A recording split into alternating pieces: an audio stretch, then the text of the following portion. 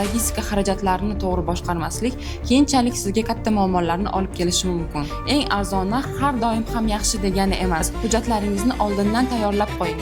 Bu bojxonada ortiqcha vaqt va xarajatlarni oldini oladi. Har bir yuk uchun tez emas, balki unga mos yechimni topish muhim.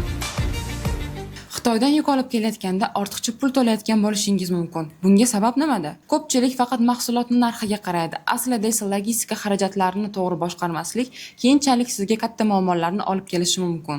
Birinchi maslahat: eng ishonchli logistika kompaniyasini tanlang. Eng arzon narx har doim ham yaxshi degani emas. Kechikish va hujjatlardagi muammolar sizga bundanda qimmatga tushishi mumkin. Ikkinchi maslahat: yuklaringizni konsolidatsiya qiling.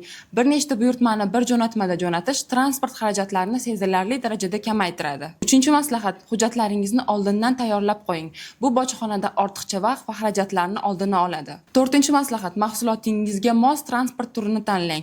Har bir yuk uchun tez emas, balki unga mos yechimni topish muhim. To'g'ri logistika bu yuk tashish emas, balki biznes xarajatlarini optimallashtirishdir. Snifrit bilan yuklaringizni ishonchli va tez yetkazib beramiz. Savollaringiz bo'lsa, izohlarda yozib keting. Biz siz bilan bog'lanamiz.